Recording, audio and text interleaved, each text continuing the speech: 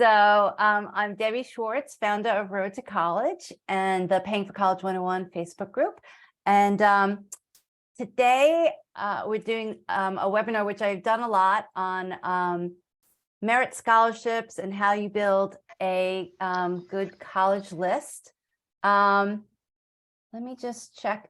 Okay, so this is set up as a meeting, which is just nice if people want to ask questions and if they want to unmute and say something. I can't force anybody, but I do love when people are on video. It's just so much nicer to see real faces these days. So thank you. Yeah, thank you for the people who are on video. Thank you for the people who are just popping themselves back in video. It's nice to see you. I get to recognize people's faces. I get to see your names. So thank you. Okay, I'm going to try and keep this to the hour since it's the middle of the day for most of us. But before we get started, I'd love to see in chat where everybody is Zooming from. I'd love to understand what year your child is in high school. I assume a lot of people here have that rising senior, class of 2024. And I'd also really like to know kind of where you are in the process. And don't be ashamed. It doesn't matter if you haven't started. And if you have, how far are you into researching your students list? Just want to understand where people are at. This is the middle of May. So if you haven't started, that's okay. It's a good time you still have plenty of time to get going. The only reason I don't want to say push people, but I do, to get a little bit more organized this time of year is because the better that you have a handle, you and your student have a handle on what the college list is and the schools that your student wants to apply to, then the more organized you can be going into writing essays, having your student write essays. So, and taking advantage of the summer. So this summer between junior year and senior year is just such a great time to get that jump start on essays. Of course, there's the main essay, but what starts to pile up are a lot of supplemental essays from colleges. And I hear it over and over again. I went through it myself with 3 kids. You don't really realize how many essays they might end up having to write until you're kind of in the thick of things. So the sooner you can get your arms around what this college list is, the better you'll have an idea of how many essays they really have to tackle. And of course, everybody has to do the main Common App essay, which you'll have it on your students list and they can work on it. But again, these smaller essays, these 250-word essays, sometimes it's a 400-word essay, start to pile up. And believe it or not, I personally think it's actually harder to write those essays that have more limited words, because that's just it. The words count is limited and you're trying to get across important information. So just want to put that out there. That's why we push so hard to get people to think about the college list now. And it also doesn't mean that the college list has to be final. It's like a living, breathing document. But as long as you feel like, maybe at least 60% of the colleges on this list your student's going to apply to, then it gives a good start for the essays. So enough said. Let me pull up the slides and get going.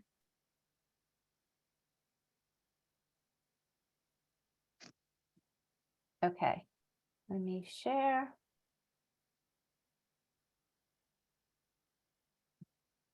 And if people can just give me a thumbs up to tell me that they can see the slides. Thank you. And we will get going. I will try and kind of go back and forth to check chat on questions, but I might not get to all the questions in real time, and I might look at them at the end. So just wanted to let you know, but please feel free to put your questions in the chat. Okay. So today we're going to focus on how you build a list that it can bring your student the most money. The reason why we focus on that is, quite honestly, at this stage of where parents and students are in the process, in terms of meaning, like, you're between 11th grade and 12th grade, The biggest impact you can have on the cost of college is making sure your student applies to a college that can give them money. So that is really going to pull down the price of the college as more than anything else you can do at this stage of the game. So we'll talk about merit scholarships. We'll talk about the numbers of why it's important that you should know. I actually realized I have to update this slide. It says EFC, which is expected family contribution, and your college budget. Actually, in 2 weeks, I'm doing a presentation, and we're probably going to be doing more of them over the summer, about the changes that are happening to FAFSA. And one of the changes is that term EFC is going away, and it's being replaced by something called SAI, called your Student Aid Index. It's similar, but a little bit different, but it plays the same role. And we'll go into detail in that on those other presentations. We're going to talk about the tips for building a college list, and then how to use a tool that we do offer called College Insights. It really jumpstarts a lot of the research, and you can try it out for free, and I'll give you a quick demo of the best ways of using it. So I mentioned earlier, why do we focus on building a list with colleges that can offer students merit scholarships? And the reason is, when you look about how you pay for college, I am quite honestly very focused on helping families figure out how they pay for college. And the college admissions process and the paying for college process for a long time were treated parallel. Like you first of all, you didn't necessarily think of paying for college until after the college admissions process was over. And that doesn't get you anywhere. It doesn't get you to the results that you want. The way to strategically manage this process is that these two avenues of college admissions and paying for college really need to be managed the same, and they kind of crisscross each other. When you look at what are the buckets that people can use for paying for college, one is what we call family contribution, and that needs to probably start much earlier. It has to do with putting money aside, 529 plans. You can look at your current income and figure out are there ways you can reduce certain expenses and cash flow some of the tuition costs? That's possible, but that's all obviously coming directly from the family. The other bucket is what I would call free money, and the largest source of free money comes from need-based financial aid or merit scholarships, and both of those check marks come from colleges. So what that means is you have to apply to the right colleges that can offer you the money. Private scholarships offer money. I don't focus on them at this point in the process because it's a numbers game, private scholarships, meaning you have to apply to a lot of colleges, a lot of scholarships to potentially get some wins. It's doable, but it's, to me, I'm looking for the, where can I put in the kind of least amount of work for the biggest bang for the buck, and private scholarships isn't that yet. Doesn't mean it's not something to focus on, but I want to make sure that families focus on applying to the right colleges, so where the colleges can offer the money first. And then the last bucket is borrowed money, and you can obviously borrow money from the government and from private loans. We do sessions on student loans and borrowing, which quite honestly, even though if you're a family with that rising senior, you're not there yet. You're not going to need to borrow, but I encourage you to come to some of those sessions because it's important to understand what that process looks like and what the numbers are associated with borrowing. And it's nothing to be scared of. Again, it's kind of like using a credit card. Some people can get out of control using a credit card, and some people can use it to their advantage. So that, to me, is the same way as I look at student loans. So these are kind of some phrases that we have, but I think that they kind of get across the point really well, and so I'd like to repeat them. The college list drives everything. It's so important. To me, it's this pivotal part of the process that if not done right, then you're not going to get the results that you want, right? And why is the college list so important? It's going to determine your family's final cost of college. If you don't have colleges on the list that are potentially affordable, then you're not going to have an outcome that's affordable. So, of course, you need to make sure that you have financial safety schools on your college list. the college list is going to drive where your students ultimately accepted, right? They can't get accepted to a school which they didn't apply to. Although I actually should rephrase that, because there is a trend happening in college admissions now called direct admissions, where it started a few years ago and it really heated up last year, where some colleges are actually admitting students without them having to apply. But I don't think we're there yet to really maybe focus on that yet, but just keep that in the back of your mind. That might increase over the next year or two. And the last part, which I mentioned earlier about essays, the college list is going to drive how much work your student has to do, right? The number of colleges on their list, whether those colleges are asking for additional essays, that's just going to increase how much work they need to devote towards filling out applications and writing essays. And the last phrase we like to say is a student can't get money from a college that they didn't apply to, right? And again, this goes to the point of why the college list is so strategic. If one of the purposes, and it doesn't have to be the only purpose of how you build the college list, is to make sure that your student is getting merit scholarships so that you can have an affordable option, well, then you have to do the research before your student applies, and you have to have the proper lists on proper colleges on their lists, because as you know, they can't get money from a college that they never applied to. So what is merit aid? It's also called merit scholarships, and in its bluntest form is, I'm not afraid to say, it is a discount. Colleges like to use the word scholarships because it makes us all feel better. It makes your student feel better. It makes you as a parent feel better. And, you know, so in some cases, they truly are scholarships. And we're going to talk about the different merit scholarships that colleges offer. You know, at some schools, not everybody is getting a scholarship, so it is more selective. But in its truest form, colleges are using this money to discount their sticker price.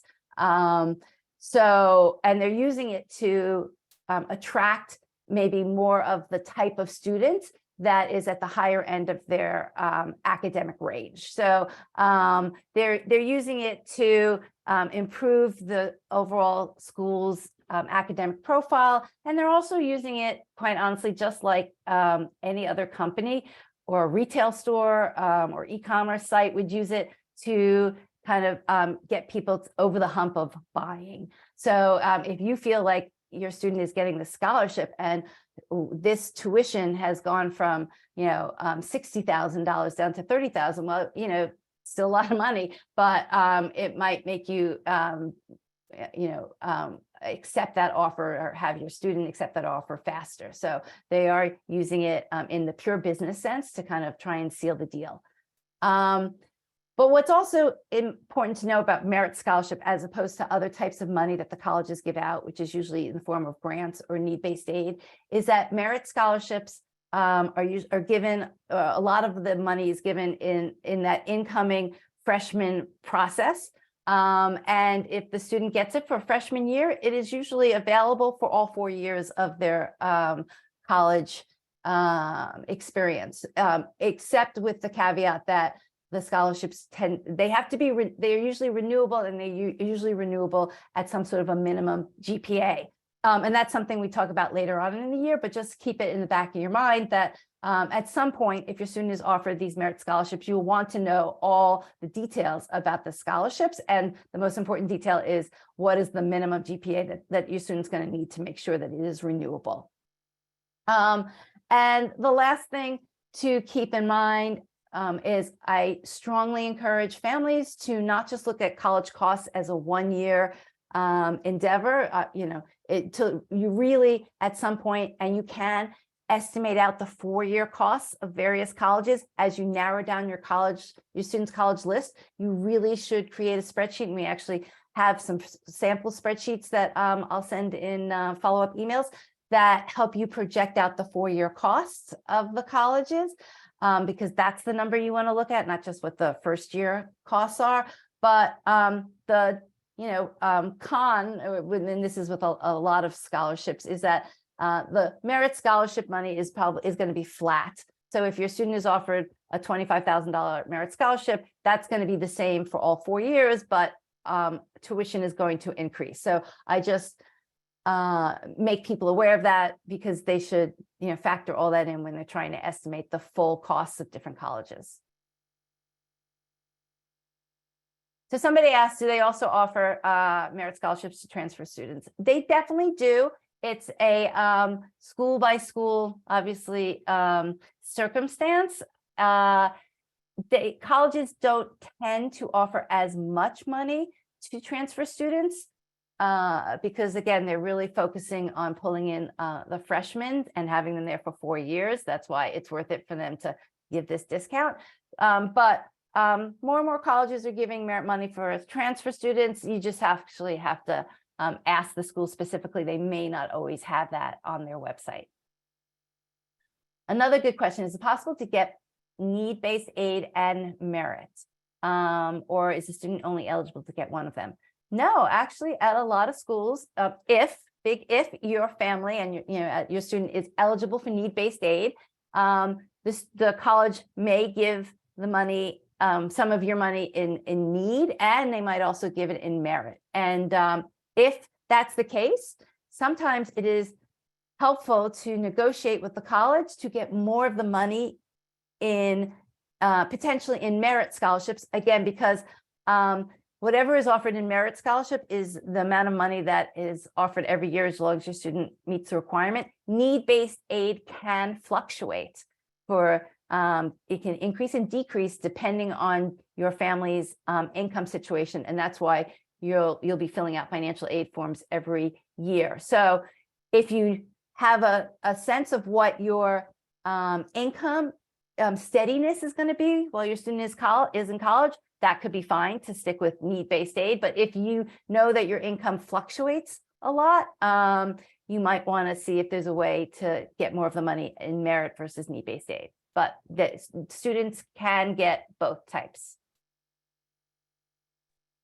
Okay, so a question about, can you talk more why we wouldn't make them, meaning students, adults greater than 18, make them independent for most scholarships? So the term independent has a very different meaning in the world of financial aid versus the court system.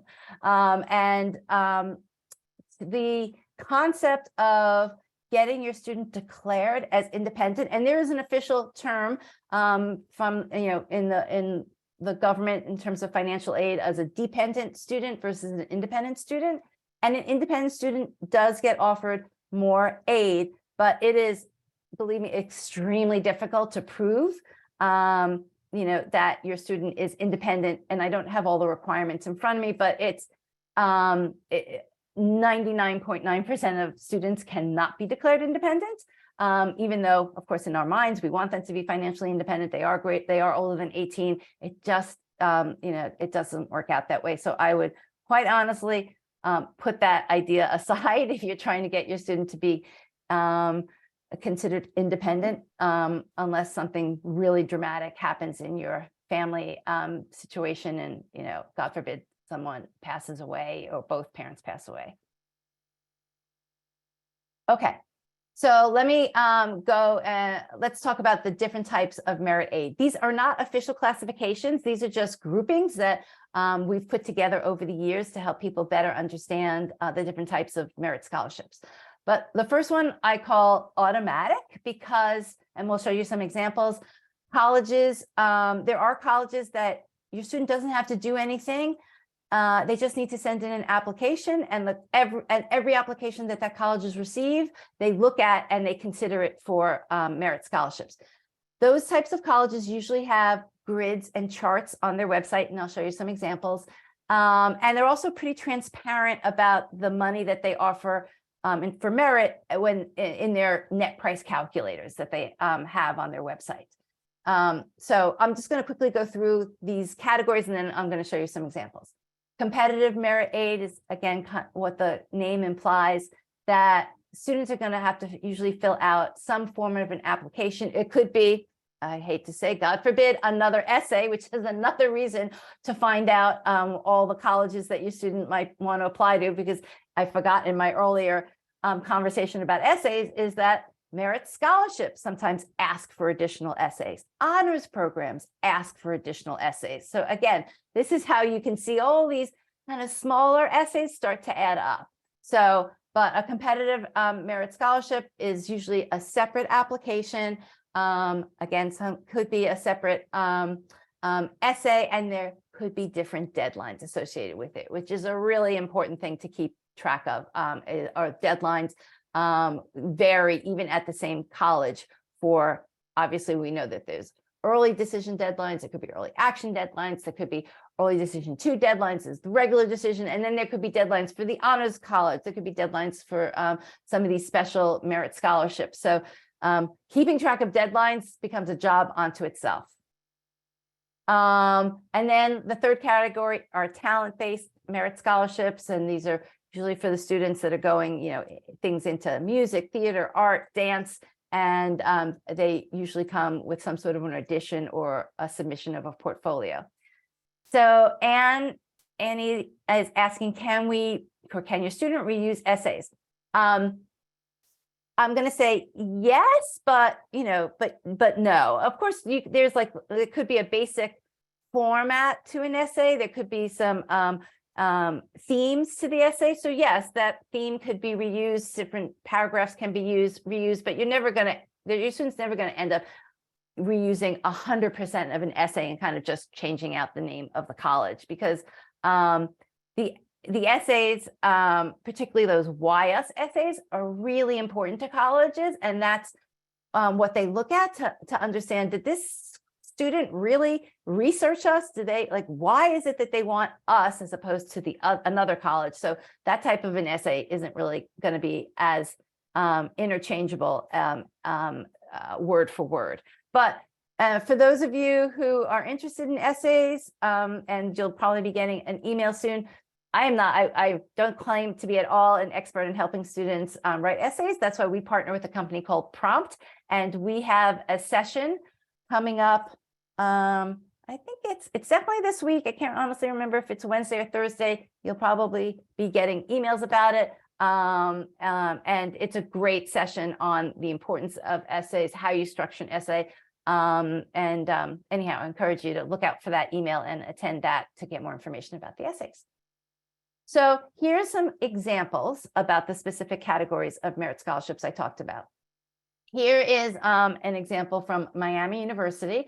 I've been tracking them, and I take a snapshot every year of the chart that they have on their website. This is an example of a college who's very transparent. They share on their website exactly what the criteria is that they give out merit scholarships.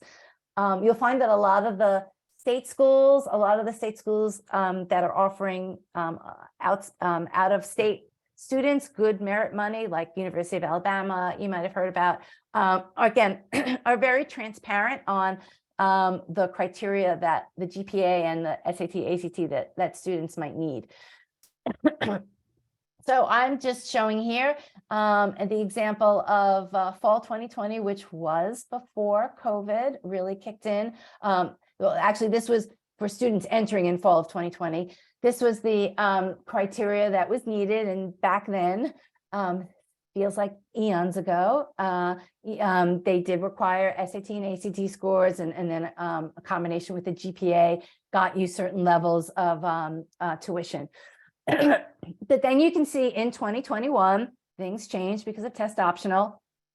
I will say that, and I don't know the specific schools offhand, there are a small percentage of schools that still actually might require an SAT or an ACT score to get a merit scholarships. A lot of them don't require it anymore, but they do like, if you have it, they like to see it and they might use it. The higher test, if your student might have a higher test score as opposed to a GPA, then the college might use the higher test score to grant them merit scholarship money as opposed to where the GPA might fall. So it doesn't hurt if your student has decided to take their test and you use it in this process to see if it could get them more scholarship money. Yes, this is Miami University in Ohio. So you can see in 2021, Miami University only showed GPA as the criteria for getting merit scholarships. And you could see also that these levels and the amount of money that they give out change over time. It's the college's discretion. Every year they're tweaking and they're saying, oh, you know, like last year this was great. And they're not doing this by themselves. They have a ton of consultants that are helping them figure this out. You know, last year we said that, you know, students needed to have 3.75 to 3.94, and we offered this amount of money, and we got a good amount of students, you know, attracted at that GPA level. You know, this year let's try and raise that. So every year they're tweaking it. You can't go by last year. You got to pull up their chart. The other thing I wanted to point out, particularly about this discussion on GPA, is that this Miami University is a little unusual for two reasons. One is that they tell you what GPA that they're using. Some schools, a lot of schools do not tell you how they're calculating GPA. They will just say, you know, high school GPA, but they won't say what the calculation is that they're using. And what Miami University is also good about is that they are making it clear that they are using a weighted GPA. This is a little unusual. A lot of schools do not use a weighted GPA, but Miami chose to, and at least they're telling us up front that they are. So this whole issue about GPA, I wish that there was one central source or resource that all the schools shared their policies, but they don't. So I can't say that we have a database that tells you which school you know, uses what calculation. My best recommendation is to ask, and this is a great question that your student can ask the admissions rep. And so it serves a lot of good purposes. It gets your student familiar, you know, or gets them a little bit more comfortable asking questions. It gets your student's name in front of an admissions rep. They can send an email to ask this question. And then finally, you get more information about how the college is offering merit scholarships. So definitely be clear on, or find out how this their GPA is calculated. I will tell you a really quick story. I've helped students usually after they get their offers, and sometimes what happens is the family or the student wasn't clear on what the calculation was for the GPA. They just took their high school GPA, the way the high school calculated it, and used that and assumed that they would fall into a certain level on the merit scholarship chart. It turned out that the college recalculated the GPA and it was slightly different. And in this situation, the student was in the tier lower than what they thought that they were in. They were kind of on the cusp, and they did appeal it and they won, but still, you know, you just want to know ahead of time, if you can, what how the college is doing the calculation.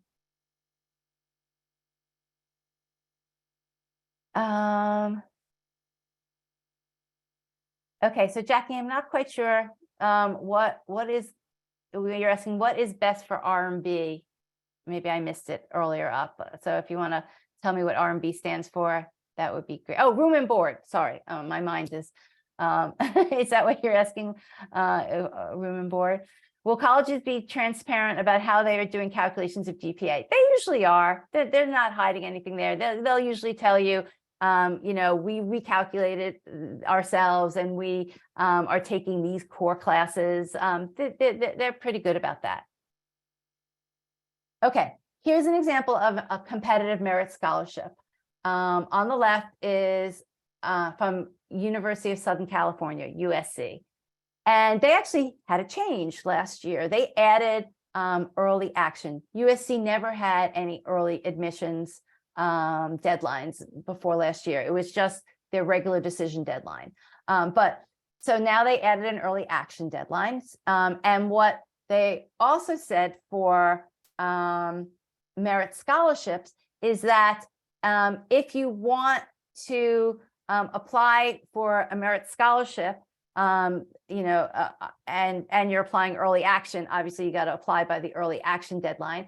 But if you're applying regular decision, their regular decision deadline isn't until, I don't know if it's January 1st or January 15th, but the point is the regular decision deadline is until January. But if you want merit scholarships, then you have to apply by December 1st. So here's a great example where the deadlines for merit are different than the deadlines for regular decision. And if your student missed that, they would miss out on the opportunity. And the thing about deadlines in this whole process is once they pass, colleges rarely kind of like roll them back and say, okay, you can still apply, because they're holding students pretty strongly to these deadlines. Another example on the right is from BU. Their deadline for merit scholarships is also December 1st. And you can see on their website, they just give a little inkling. They're not, again, these are competitive. You have to send in a separate application. They don't have the grid like I showed in the other example, but they're just giving you an inkling, BU is, of the caliber of students that they usually accept or grant merit scholarships to. You don't have to have an SAT score, but again, they're just showing you to give you an idea of the academic level of the students who apply and usually get money. In this case, it's a 1500 SAT or an ACT of 3300. That's definitely, more elite. There are a lot of schools that are offering merit scholarships for students with scores that might be in the 12 to 1300 or in the 27, 28 ACT range. So don't get discouraged. This is just an example. Okay, so the earlier question was, do merit scholarships apply towards room and board or tuition only? Usually merit scholarships are only applying towards tuition. The type of scholarship that could apply to a room and board would be a full ride scholarship, which is a form of merit scholarships. Not every college offers full ride scholarships, so that would be, you'd have to search out those colleges. But I will show you in College Insights, our tool, that we show which schools offer full ride and full tuition scholarships. So you could more easily pinpoint which of those schools that you might want your student to focus in on to try and get that full ride scholarship, which would cover room and board. Okay, so moving on to numbers and why it's important to understand all these different types of numbers, and to really, what I'm trying to get people to focus on is you need to understand your family's financial situation, right? So that's why, and again, I got to change this from EFC to SAI, but that's why it's important to understand expected family contribution, meant this is the minimum that your family was expected to pay towards college. And if your expected family contribution is less than the total cost of college, which is the COA, cost of attendance, then by definition, your family would show a financial need, right? So I'll just throw out numbers. If the college had a COA of $50,000 and your EFC was $30,000, then that meant that technically your family had a financial need of $20,000 because that was the gap between the college's full cost of attendance and what you could, or what the government thinks you could pay. So that's an important number to understand. And then once you understand that, just because your family has a financial need, it doesn't mean that every college is going to help with that financial need. And that's why it's important to understand each college's financial aid policies. So some colleges actually give financial need up to the full amount of what your family has demonstrated. That's called full need, colleges. And these tend to be colleges with really good endowments. They tend to be the really elite and selective schools. And they basically are saying, we're going to cover your 100% of need. Because we got the money for it. And so if you're a family that has financial need and your student has the type of academic credentials and extracurriculars that could potentially, get them into a selective school, you should definitely look at those schools, even though the price tags are, $70,000, $80,000, because your need's going to get completely covered. So it's really important to understand where your family falls relative to, are they gonna, do they have financial need, or if you don't have financial need, that's why it's so important to look for colleges with merit scholarships, because that's the other way your student is going to get money. It's not going to be based on your family's financial need. It's going to be based on their, all the numbers that we started looking at, their academics, their GPA, the test score, and maybe some sort of talent that they might have.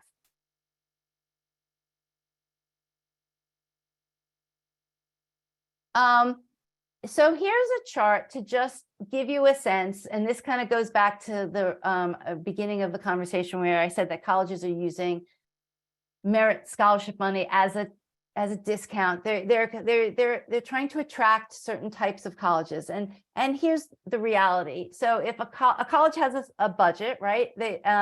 And they might have a certain amount of money set aside to give families for scholarship money.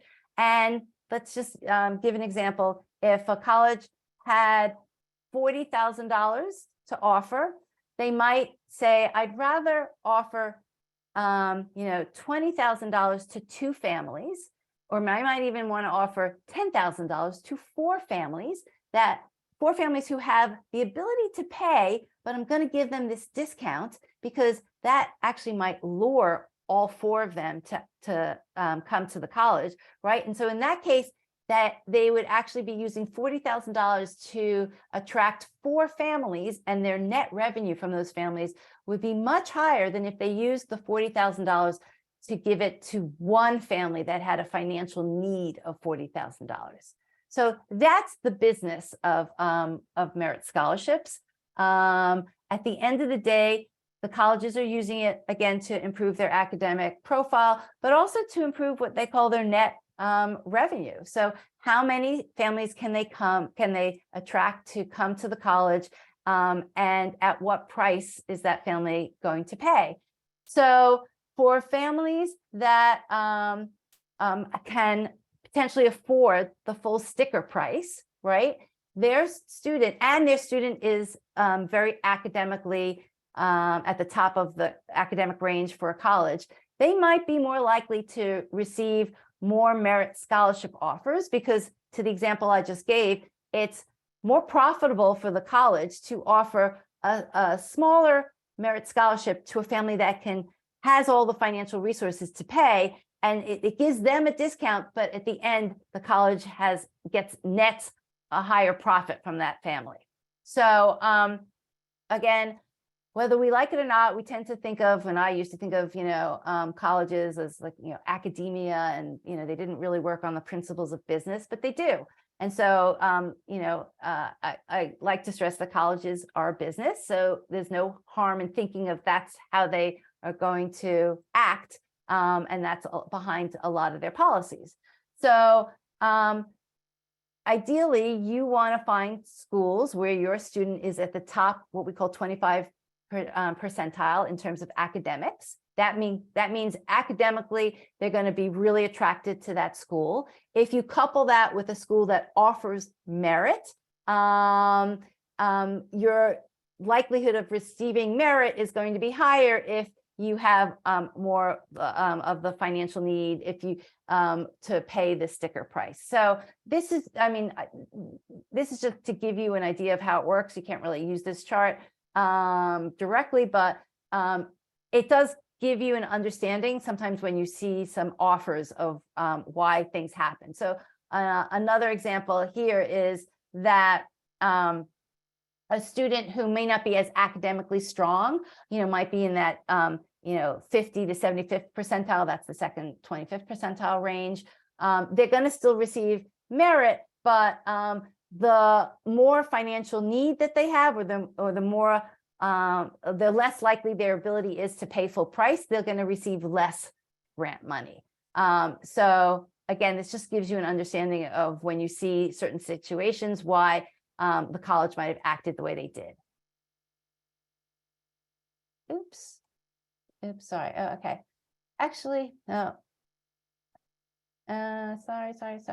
Well, this got messed over. I'll actually, I'll jump to the second one. I had 2 stories that I would like to share. One is literally this email came in this morning from a woman that I worked with, who used our tools and came to a lot of webinars. She shared a lot of her story, but what I wanted to highlight here was what she talked about.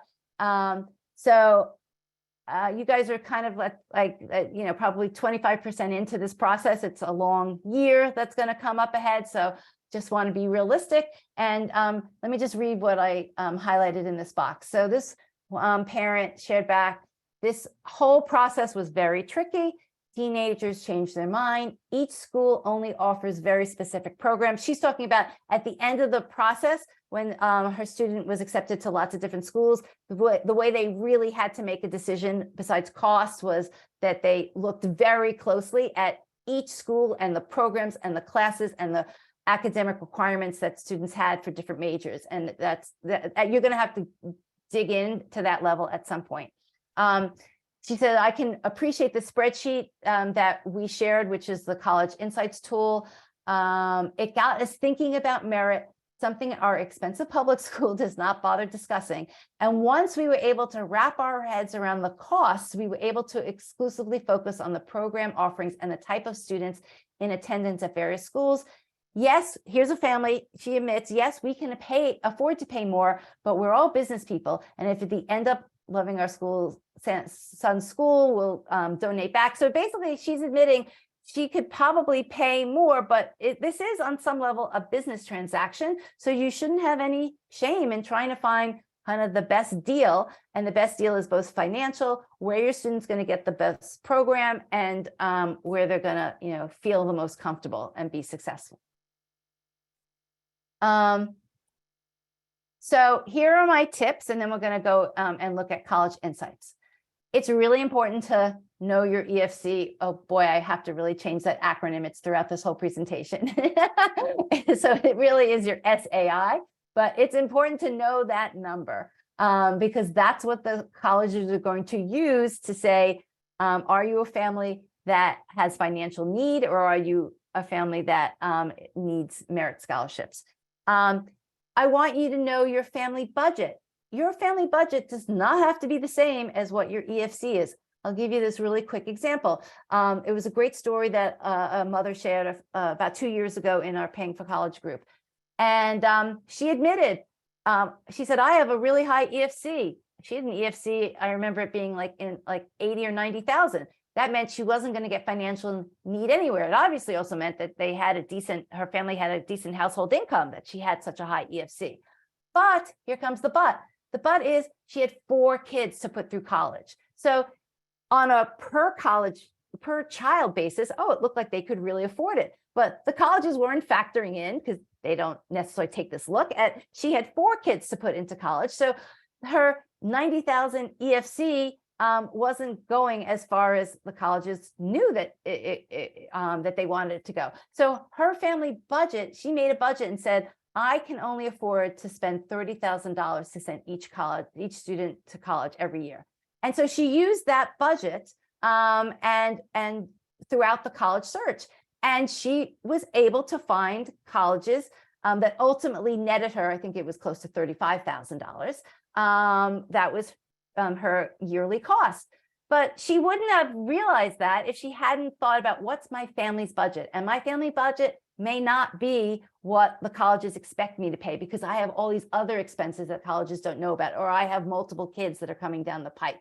So think hard and strong about what your family's budget is. And I can't say that you'll always be able to find a school that matches it, but it's important to try and be realistic about what your family can afford. Okay, so you're going to figure out what your SAI is. You're going to think about what your family can really afford to spend to send your student to college on a yearly basis. Then you're going to figure out, am I looking for schools that can offer my student need? Because I'm at a lot of schools, we're going to have a financial need, or are we looking for those schools with merit scholarships? So that's important to know. At this point in the game, and I use that word because to some extent it is a game, I really recommend that families cast a wide net. Don't get stuck looking at all these search tools and, saying my student, wants to be only in a city. They only want to be in these cities, and they want to be, at schools that have fraternities. And, I would personally, and I'm going to show you, start, and even at the very beginning, look at just, again, because finances are important to me and making sure that people can afford college. So I look at where can my student get offered the most money. I don't care what the location is yet. Let me just see that list. And then from that list, I will start narrowing down. But if you start here, then you might cut out schools that can offer your student more money. Yes, they might be in a location that they didn't originally want, but as the woman before alluded to in her email, these are teenagers. They're going to be changing their minds a lot. And hopefully at some point, you might have to have the conversation with your teenager that says, I know you want to, go to school in Manhattan and have the big city life, but here's the reality of the numbers. And the numbers say that it's going to cost X, Y, and Z. And that means you're going to have to take on debt. That means that we might have to take on debt if we agree to it. So we might have to put aside that dream of going to school in a certain location and be open to schools in other locations. So, but you need to have that wide net to understand where all the possibilities are.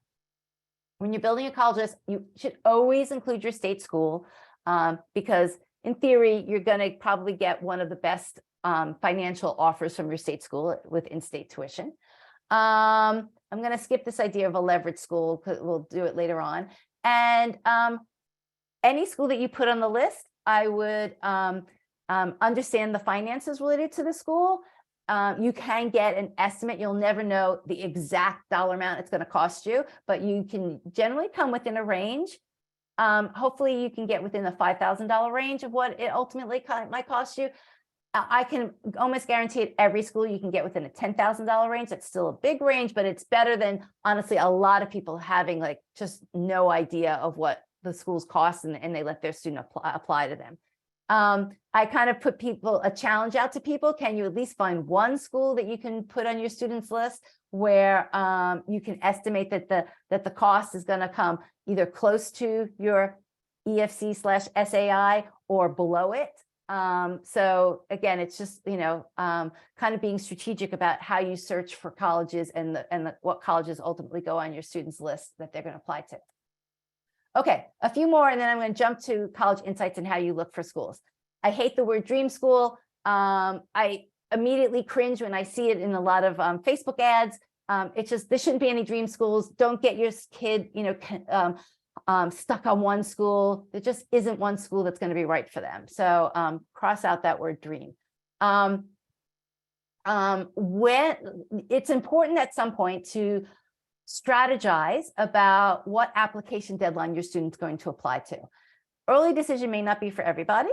It can be an important piece of strategy for your student, but what is really important is if your student if there are any colleges that your student is interested in and they have early action deadlines, absolutely your students should be sending it in by then.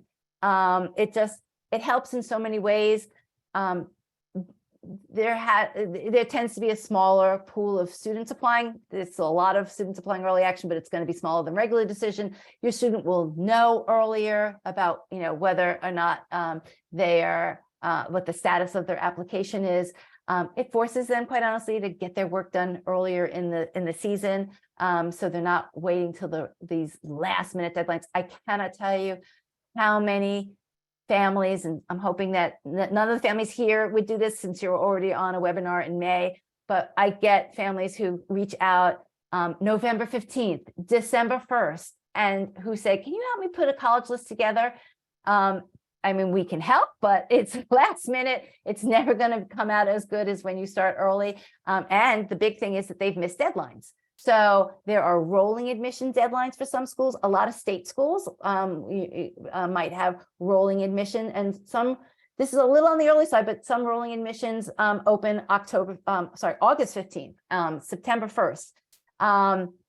your student doesn't have to be there August 15th, but the earlier that they can get in on early admissions, the better. The other thing about applying early action is it just is such a nice feeling for you and your student when they get that first acceptance, and you know that there's at least one school in your back pocket or in their back pocket. And so to know that, honestly, by like December 1st, that they have one, maybe two schools that they've gotten in early action, it just kind of like eases the pressure of the whole process.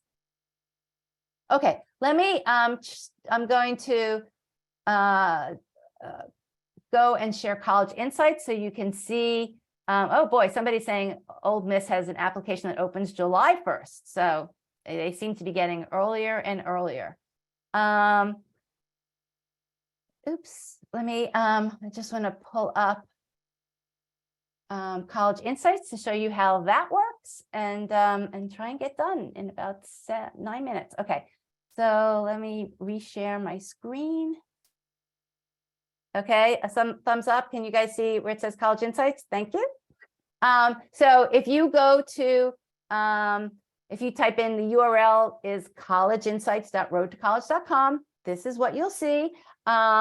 You can create a free account. I'll show you what that looks like. I'll show you what, oh, you know what? I just realized, so sorry.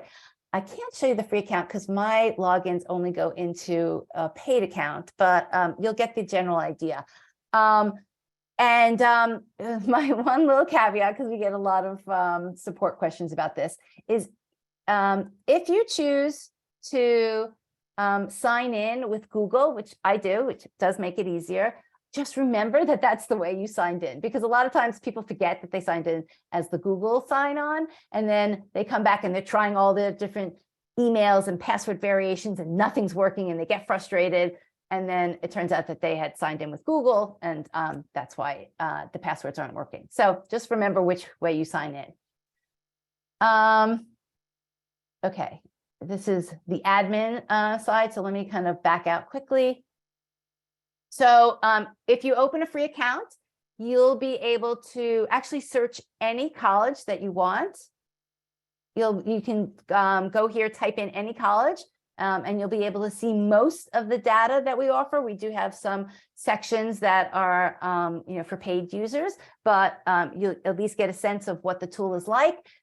You can go to what I call all filters or advanced search, and you could also try that out, and you can do, I think, 5 different searches. You can get the results. You can't see all the results, but again, you get a sense of what the tool helps you find. And then you also, the other value of the tool is it helps you create all these different lists as you're searching. So you might, let me see what lists I have. I have a list that, and you can name them whatever you want. I have a list that says colleges with the most merit. This was, I was working for somebody who was looking for North Carolina colleges, and they had a budget. They didn't want to spend more than $20,000. They were a state resident of North Carolina, and there are colleges that they could go to that would be less than $20,000. So that they knew their budget, and then they obviously were willing to stay in North Carolina. So anyhow, that's a college list I have. I have colleges, a list of colleges with average GPAs of 3.5 to 4.0. So you can make any combination of lists that you want here. And then you can pull them up, and then you can look at them in this table format. But let me go back to the Discover and go to the advanced search. So going back to this concept of starting with casting a wide net. Honestly, if your student has a pretty, what I would call common major, business, biology, chemistry, a major that's going to be at all the schools, I wouldn't even filter by major yet. I would truly see what are the schools that your student can get the most money at. And so I would just come down to the section called academic scoring, and let's just put in an ACT of, let's say, 28 to 30. I want to pick so that the results show me the schools where that ACT range is in the top quartile. In this case, you can call it the 75th percentile or the top 25th percentile. So, and that's all I'm going to do. At another point, I might want to put in application deadline. So I want to see which of those schools have an early action deadline, early decision. At another point, I might want to go back. I can put in a cost parameter around it. So I could say, show me all the schools where my student is going to be offered merit scholarships, but only costs up to $50,000. But I'm not going to do that yet. I'm just going to put in that one criteria. And so there are 267 colleges where the 28 to 30 is in the top range of that school's academic profile. And then there's a sort button here. And now I can sort these results. I think they come out. I think that they initially are sorted in this range by ACT score, but then I can resort them however I want. So I'm going to resort it by average merit aid. And it automatically is showing me the schools that give the highest amount of merit. So now I can see Beloit, right? I know because of the filters that Beloit is a school where a 28 to 30 is in that top academic range. Beloit gives merit to 100% of students that come to them. So that means that every student at Beloit who doesn't receive need-based aid is receiving some form of merit. Doesn't mean that they're receiving all the same merit amount. And the average merit amount from Beloit is $41,000. So what I would do is I would now go through these college results, and then I would bookmark. And then I'll bookmark this. I can add it to an existing list I already have, or I can create a new name of a list. So I'll just add it to colleges with most merit aid. And now I've bookmarked it. I can go through here and add these colleges. If I actually wanted to, I could add the 267 colleges and bookmark that here and say, okay, let's dump these all to one list, and I'm going to look at them in more detail. So the filter here gives you the ability to filter down schools. You can sort them, and then you can decide which of these schools do I want to put on my list to look at them even further. So now I'm going to jump over to my lists, and this is where you'll see even more detail. And let's pull up the colleges with the most merit. And I can look at that. There's two different ways. There's something called a list view, which is this table format. Or if I was on my mobile phone, because this is mobile friendly, I might want to look at this by compare view, which is like a tile view. It's easier to look at it mobile. But since I'm on desktop, I usually personally like the table view. And you can look at 10 schools at a time, depending on how many colleges are on your list. I don't know how many are on this list. Let's say that there is 50. Well, we'll stick to 25. And then there are different sections of data that you might want to add to see. So there's admissions data that I look at, and then there's aid and merit scholarships data. So I click on that, and then I can, oops, you know what? We're making one adjustment. Let's stick it to the 10 for now. And then I can scroll. The improvement that we're making is we're adding a scroll bar to the top, so you don't have to scroll down to the bottom, but it'll probably be there next week. So then you can scroll through, and now you can see all this data related to the schools that I narrowed down from my search. And I'll just point out some columns that I think are important. First of all, on any of these columns, you can sort ascending or descending. Let's see. We show you what the average SAT is. We show you what the 75th percentile SAT is. Same thing with ACT and with 75th ACT percentile. Other information that I like is we break out all the admission rates. So, for example, let's look at one here. Okay, I don't have, so we have here, let's see what's interesting. Well, Lake Forest, so they have early decision. Actually, sorry, no, let's look at Wabash College. Their early decision, obviously not that selective. 94% of students are applying early decision. Almost everyone's getting in.